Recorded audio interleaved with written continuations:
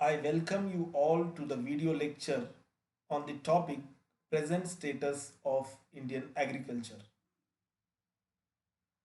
This is the beginning of the second unit on agricultural development. In this second unit entitled Agricultural Development, we will discuss some important issues which are related with the agricultural sector. These important issues are about agricultural price policy, agricultural marketing, problem of farmers' indebtedness, and issue which is related with the food security in India. These are some important topics which we will discuss in our second unit. At the very outset, in this particular lecture, I am going to explain the present status of Indian agriculture. While explaining the present status of Indian agriculture, I will give a broad overview of the agricultural sector of Indian economy. Through this lecture, you will get an idea about the development and the present status of Indian agricultural sector. As we know that more than 50% of the population of India depends upon the agricultural sector for their livelihood and for employment. In case of the production of food grains, pulses, vegetables, fruits, other cash crops, agricultural sector plays a vital role. It supplies these all types of commodities to the economy which are essential for the livelihood, which are essential for the industrial development, and which are the commodities which are essential for the purpose of export.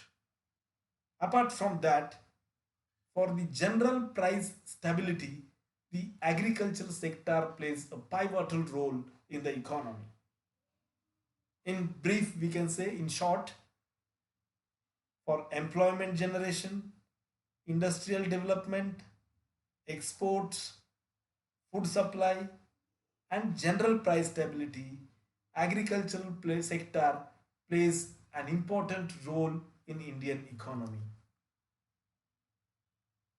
So in this lecture, let us try to understand what is the role of agricultural sector for the development of our Indian economy.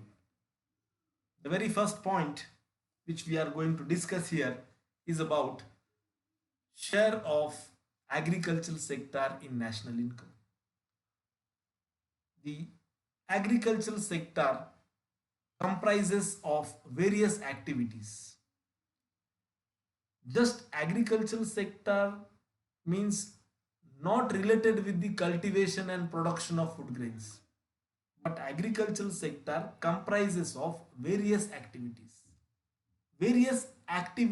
involved in the agricultural sector. Cultivation of crops, the first category which comes under agricultural sector.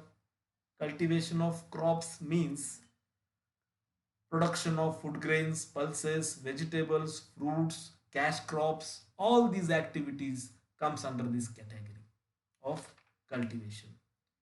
The second important part of agricultural sector is about the forest production, the production which takes place in the forests. The third important component is marine production, which plays an important role in the exports. Marine production, it is about the fishery.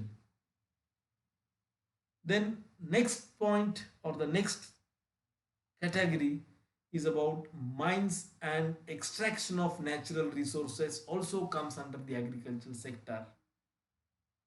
And the most important thing, that is allied activities like poultry, piggery, milk production, animal husbandry, fishery, these all allied activities also comes under the agricultural sector. Thus, these all are the activities which comes under agricultural sector. It is also known as primary sector of the economy. In this first point, we are going to discuss about the share of agricultural sector in national income. If you observe the statistical data, we can see the share of agricultural sector in the total national income of India is continuously declining. It means the dependency of Indian economy on agricultural sector is declining. From 1950 to 2015, the share of agricultural sector is declining from 56% to 12%. It declined up to 12%. It is one of the indicator of economic development. In most of the developed nations, the share of agricultural sector in the national income is very lower. The same way, in Indian economy, we can experience this particular thing. But at the second side, we should think that more than 50% of India's population is engaged in this sector and they are mere producing 12% of the total national income. And it is the thing which raise the question on the productivity of the laborers who are engaged in agricultural sector. So this is the second side of the picture. No doubt the share of agricultural sector in national income is declining. It is a good indicator. It is the indicator of development. But at the other side, 50% and more than 50% of population depends on this sector. And they are just producing 12% of the national income. So this is the thing which we should think of, and this is the particular issue, the problematic issue which we should discuss at this moment. So this is the first point which explains the status of agricultural sector in Indian economy. The second point is about employment. Employment generation or employment creation. The agricultural sector, just now I mentioned in the introductory part, plays a very important role in employment generation in Indian economy. In the year 1951, the agricultural sector given employment to 98 million persons. Whereas in the 2010, means recently, it has given employment to 234 million people. Roundabout, roughly we can say, the agriculture currently, presently, the agricultural sector provides employment to round about 54.7% of population. And what is the contribution of this 54.7% of human resources who are engaged in the agricultural sector? What they are contributing to our national income? Just 12%.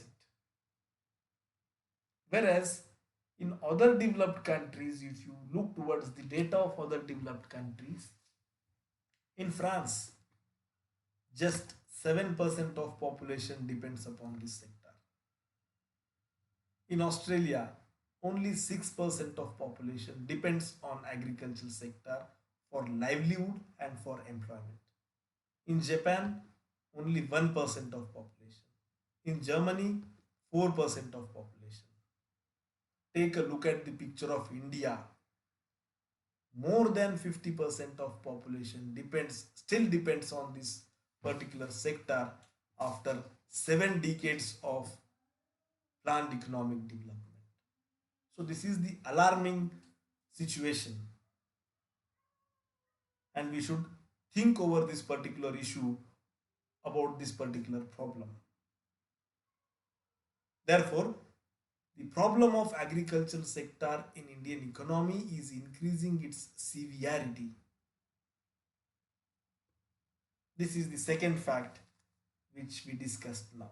Now we will move towards the third fact which explains the status of agricultural sector in Indian economy. That is about the role of agricultural sector in industrial development. For industrial development, agricultural sector plays a very important role because it provides raw material to various industries. The industries like garment industries, sugar industry, jute industry, flour mills, oil mills, rice mills, dal mills, paper industry, soap industry, all these industries depends upon the raw material which is supplied from agricultural sector.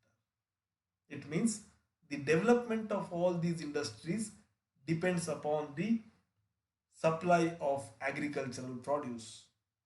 Apart from that, the most important industry which provides employment to the rural people, that is small and cottage industries, they also depends upon the primary sector of our country. The another important thing, food processing industries, means oil mill, flour mill, rice mill, these all food processing industries also depends upon the agricultural sector. Pharmaceutical industries means preparation of medicines, production of medicines, manures, seeds, pesticides, insecticides. The expansion of these industries depends on agricultural sector. Then various instruments are required for agriculture, crusher, tractor, all these equipments, instruments which required for agriculture. The industries of these production involved in the production of these instruments, these equipments also depends upon the development of agriculture sector. Thus, the industrial development of the country depends upon the development of agricultural sector. The next point is about production of food grains in the country. Agricultural sector plays an important role in the production of food grains and supply of food grains to the masses. In case of food grains, production, supply, and availability of food grains, three important points we should discuss at the outset. The first thing is self-sufficiency in the availability of food grains. Each and every country is required to attain the self-sufficiency in the production of food grains. Self-sufficiency in the sense they should provide, the country should produce that much of food grains which are enough to meet the needs of the population, which should meet the demand of the population. That is what the self-sufficiency. The second thing is buffer stock. The government should maintain, the government and other private organizations should maintain, they should have the capacity to maintain the stock of food grains. There should be enough infrastructure should be available in order to maintain the food stock in the country, in order to supply the grains, food grains to the people from that particular stock.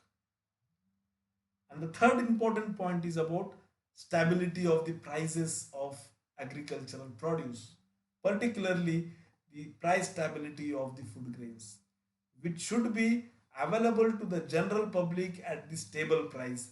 These are the points, 3 points: self-sufficiency, buffer stock of food grains, and stability of the prices. This responsibility of, in case of the food grains should be taken by the government. In our India, in current situation, enough amount of food grains are available to meet the requirements of the population of our country. In the year 2010-11, 231 million ton food grains was available in our country, and which is more than sufficient to meet the requirement of our population. If you take a look towards the situation of the availability of food grains before 1960s in our country, after independence, near about for 2 decades, we were not self-sufficient as per as the availability and production of food grains was concerned. We used to import food grains from other countries to meet the needs of our people. But in 1960s, particularly after 1965 and 66, because of the green revolution, experiment of green revolution, tremendously the production of food grains increased in our country. And from that period onwards, particularly from 1970s, India became self-sufficient as per as the production of food grains is concerned. So what I am trying to convey here, the message is to meet the needs of the general public of food grains, that country should provide, that country should produce enough amount of food grain in that particular country. So in India, the production of food grain, as per as the quantity of food grain is concerned, enough amount of food grain is produced and it is supplied to the general public. This is the fourth important point which explains the status of agricultural sector in Indian economy, the current status of agricultural sector in Indian economy. The next point is about growth rate of agricultural sector. If you take a look at the growth rate of agricultural sector, it is declining continuously. The growth rate of agricultural sector never crossed the double digit in our country. On the screen in this particular table, you can see since 2007, the economic growth, there is a fluctuation in the economic growth of our country. Sometime it is increasing, sometime it is declining. But if you take a look towards the growth rate of agricultural sector, it is continuously declining. In the year 2007-8, the growth rate was 5.8%. In the year 2008 to 2010, the growth rate declined to 0.1 and 0.8%. Recently in 2010-11, in the last decade, the growth rate of agricultural sector was 3.6%. Consistently, since independence, the growth rate of agricultural sector is never crossed 2 digits. Always the growth rate of agricultural sector was very lower in our Indian economy. That is what this fact we should understand with the help of this particular point. In this particular lecture, I will stop here, and in my next lecture, I will explain some more points about the present status of agricultural sector in Indian economy. Thank you very much.